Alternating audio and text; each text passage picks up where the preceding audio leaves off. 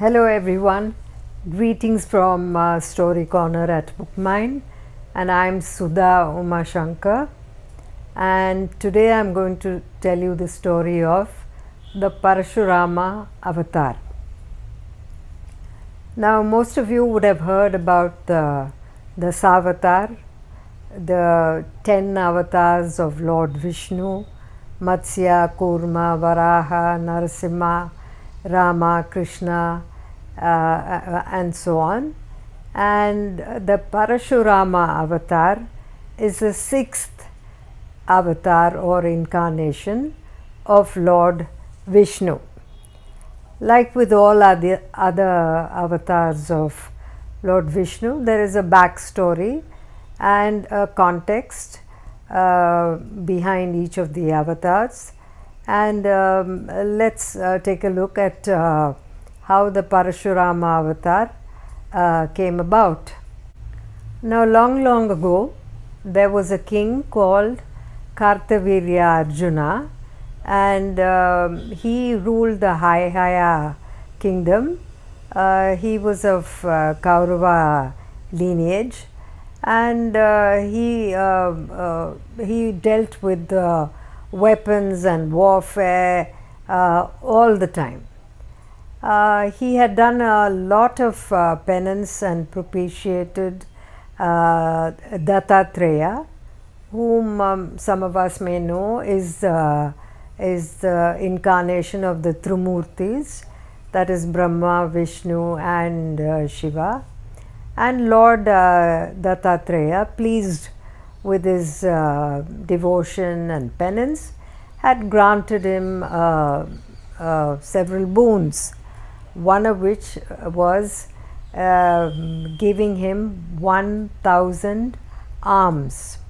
Just imagine, with a pair of hands we can do so much, but Kartavirya Arjuna had 1,000 arms. So, endowed with his immense strength and all his weaponry and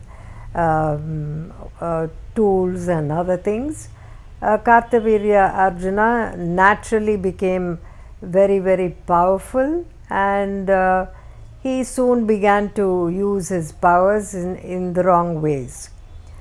All this power went to his head. He was literally drunk with power, and he thought he could just go about threatening people, terrorizing them and coercing them into submission. And this is what he did to ordinary mortals as well as the Devas. Now the Devas were very troubled by this behavior of Kartavirya Arjuna, and they feared for their safety, and therefore they went to Lord Vishnu and told him that this is what is happening and that we are constantly under fear. We fear for our safety and all else, and would he please do something about it. Lord Vishnu, as always, reassured them and told them not to worry, and that he would soon incarnate on earth and put an end to Kartavirya Arjuna. So, not long after that, there was a sage called Jamadagni and his wife Renuka, and Lord Vishnu incarnated as Rama or Parashurama, the son of the sage. Now the sage was a Brahmin by birth, and he found that his son Parashurama was very fond of weapons, and he was constantly playing with weapons and learning how to use them. So this surprised the sage very much, because his son exhibited all the traits of a warrior, of a Kaurava. Be that as it may, Parashurama grew up well. He was an ardent devotee of Lord Shiva, and as a result of which he was given the Bhargava astra, an axe, a very powerful axe, and couple of other weapons. Now one day the king of the Hayaya kingdom, Kartavirya Arjuna, happened to be roaming around in the forest with his retinue, and he chanced upon the hermitage of sage Jamadagni. So he came in and wanted to meet the sage and pay his respects to him. The sage was very happy to see the king, and he welcomed him, and he offered all his respects and requested him and all his men to sit down and have a meal at his hermitage.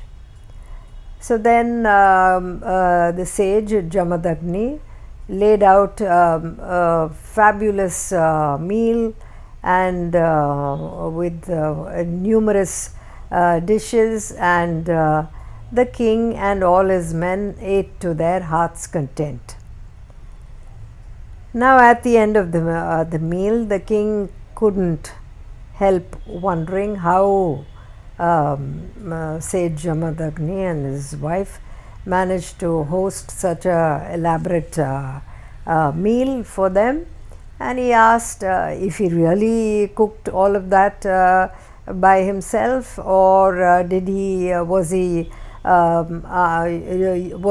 use some tantric tantra or magic to rustle up such a wonderful meal. And the sage told him that it was entirely due to his cow, the Kamadhenu, which was a divine cow and was capable of feeding any number of people. When the king heard this, he naturally got very, very jealous and greedy, and he thought in his head that it would be a great idea if he could have Kamadhenu, because it would bring a lot of prosperity to his kingdom. And so the king began to hatch an evil plan. He first asked sage Jamadagni to part with Kamadhenu, but the sage said that was not possible because the cow had been gifted to him by the devas, and that he simply could not give it away to the king. So the king got very angry, and he said, you think you can refuse a request that the king has made? I will see that my men take away your cow. And he ordered his men to somehow grab Kamadhenu and bring it to his kingdom. So the king's men forcibly grabbed the cow, and despite her mooing and crying out, they dragged the cow all the way to his palace. Meanwhile, Parashurama, who had gone out when the king was at his home, returned and found that his father was deeply distressed, and he couldn't hold back his emotions, and he told him that the king had come along with his men, and all that had happened in the meanwhile, and that they had forcibly taken Kamadhenu away. When Parashurama heard this, he just couldn't contain himself. He flew into a rage, and he went at lightning speed to Mahishmati, where the king's palace was located, to get back Kamadhenu.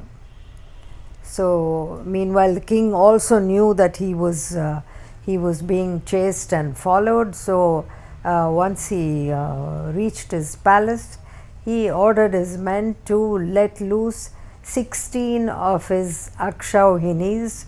Now each Akshauhini had over 1 lakh infantry, more than 60,000 cavalry, and around 20,000 chariots and elephants, and they were all let loose to attack Parashurama. Now Parashurama threw a poser at the king and said, you have been such a coward to take away our Kamadhenu in this manner. Come, let's have a one-to-one fight, and then we will see who wins and who loses. And if I lose, you can take the cow. So a bitter battle ensued, and the very strong Parashurama could handle all the cavalry and the infantry and the chariots, and what's more, he even chopped off Kartavirya Arjuna's 1,000 arms. So the king was practically maimed, and he fell to the ground and he was dead.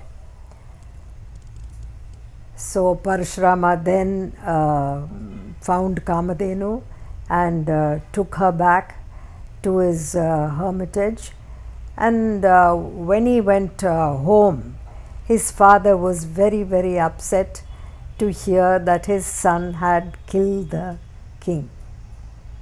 He said, "My dear son, how did you why did you lose your patience? You should have been more patient and more calmer. Being a Brahmin, we are all people who exhibit remarkable patience, and you have killed somebody who was anointed the king, and this is indeed a great sin. So please spend the next 1 year doing penance and bathing in all the sacred tirthas to atone for your sins." So Parashurama left his home, and for the next 1 year he did as he was instructed by his father. He meditated, prayed, and bathed in all the tirthas, and he did whatever he could to make up for the sin he had committed. Now, Kartavirya Arjuna's sons were itching to get even with sage Jamadagni, and they thought this was a good opportunity to attack the sage while Parashurama was away. So they all landed at the hermitage one day when in Parashurama's absence, and they pounced on him and literally held him, pushed him and pinned him down and held him, and they all together attacked him and chopped off his head. Now the sage's wife Renuka implored them to please let go of her husband and to please spare his life, but they would have none of it, and they had already taken away his life. So she started wailing loudly and calling out to her son.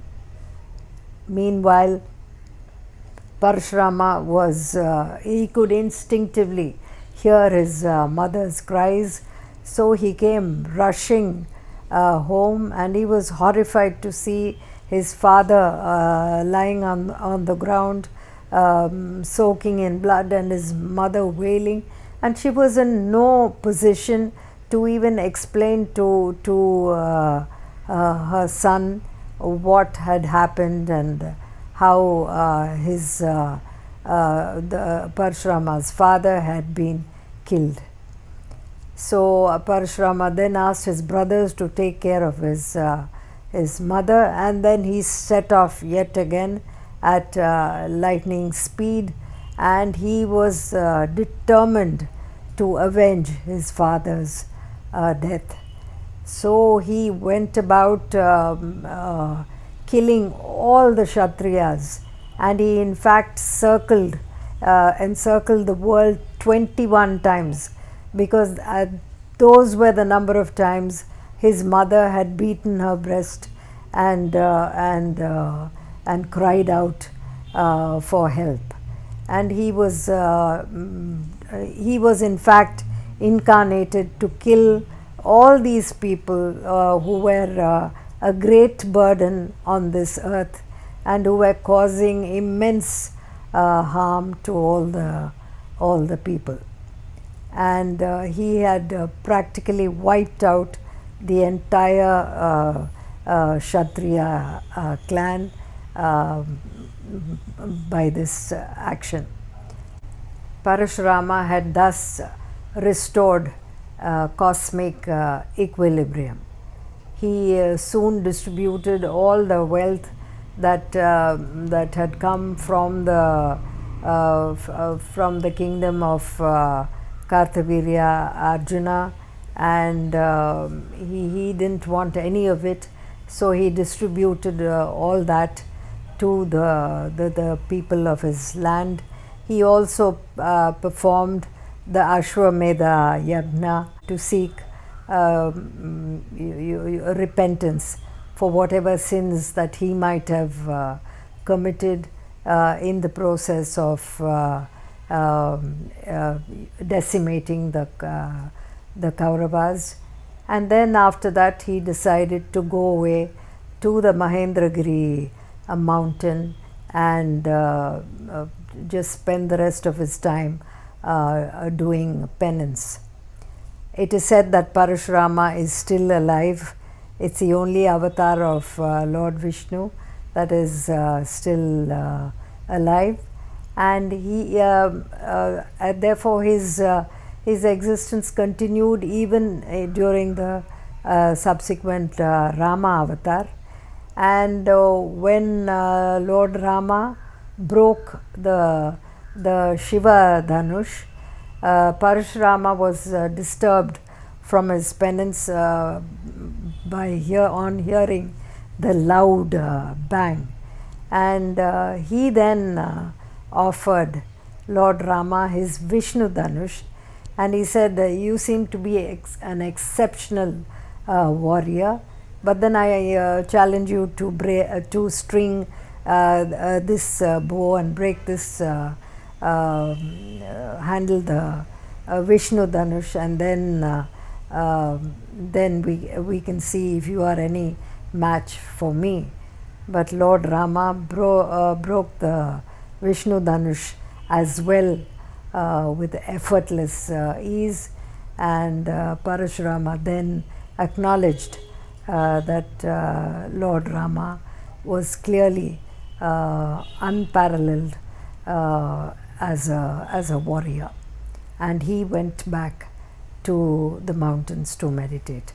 And that is the story of the Parashurama Avatar. I hope you enjoyed this story. December is when the Parashurama Jayanti occurs, and therefore I thought it would be nice to recount this story during this month. And thank you for listening in. Please like and subscribe to our channel so that you are updated of all our future uploads, and see you around very soon with another story.